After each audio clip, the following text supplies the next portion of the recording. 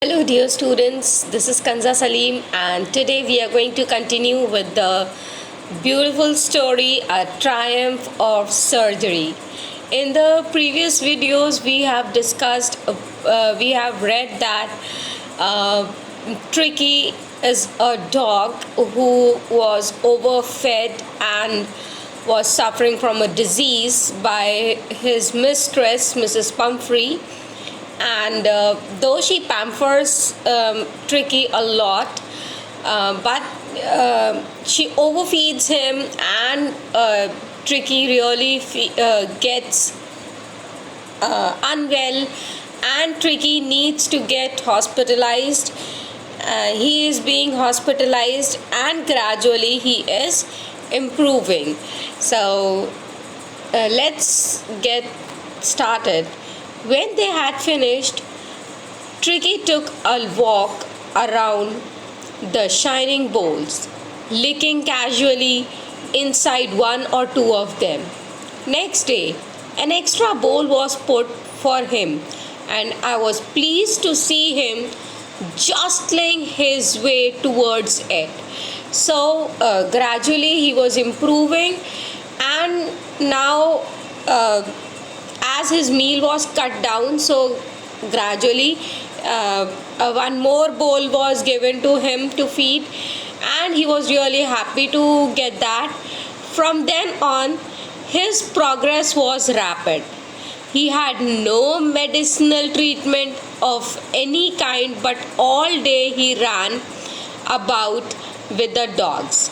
So all the problem was that he was not taking exercises, but he was just eating.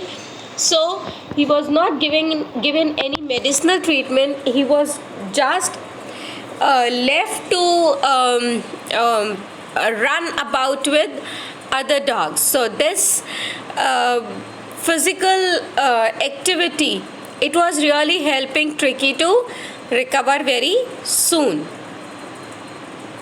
He became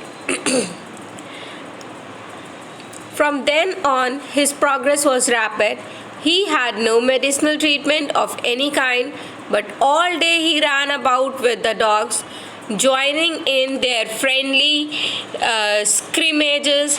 He discovered the joys of being bowled over, tramped on, and squashed every few minutes.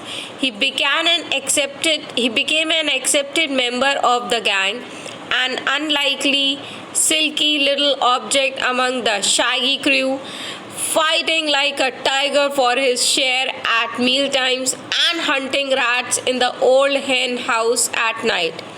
He had never had such a time in his life. So now he was enjoying. All the while, Mrs. Pumphrey hovered anxiously in the background, ringing a dozen times a day for the latest bulletins. So she was really worried about Tricky. So Mrs. Pumphrey, she kept on calling to take the report that how was her little dog. I dodged the questions about whether his cushions were being turned regularly or his correct coat worn according to the weather, but I was able to tell her that the little fellow was out of danger and convalescing rapidly. The word convalescing seemed to be something to Mrs. Pumphrey. She started to bring round fresh eggs, 2 dozen at a time, to build up Tricky's strength. For a happy period, my partners and I had 2 eggs each for breakfast, but when the bottles of wine began to arrive, the real possibilities of the situation began to dawn on the household. It was to enrich Tricky's blood. Lunch became a ceremonial occasion with 2 glasses of wine before and several during the meal. See how much he was offered. We would hardly believe it when the brandy came to put a final edge on Tricky's constitution. For a few nights, the fine spirit was rolled around, inhaled, and reverently drunk. They were days of deep content, starting well with the extra egg in the morning, improved and sustained by the midday wine, and finishing luxuriously round the fire with the brandy. It was a temptation to keep Tricky on as a permanent guest, but I knew Mrs. Pumphrey was suffering, and after a fortnight, felt compelled to phone and tell her that the little dog had recovered and was awaiting collection. So finally, the time was there when he was to go back. He was really recovering. Within minutes, about 30 feet of gleaming black metal drew up outside the surgery. The chauffeur opened the door, and I could just make out the figure of Mrs. Pumphrey almost lost in the interior. Her hands were tightly clasped in front of her. Her lips trembled. "Oh, Mr. Harriet, do tell me the truth. Is he really better?" "Yes, he's fine. There's no need for you to get out of the car. I'll go and fetch him." I walked through the house into the garden.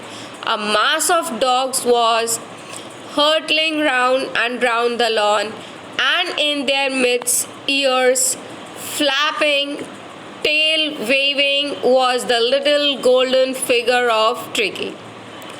In 2 weeks, he had been transformed into a lithe, hard-muscled animal. He was keeping up well with the pack, stretching out in a great bounds, his chest almost brushing the ground. I carried him back along the passage to the front of the house. The chauffeur was still holding the car door open, and when Tricky saw his mistress, he took off from my arms in a tremendous leap and sailed into Mrs. Pumphrey's lap. She gave a startled "Oh!"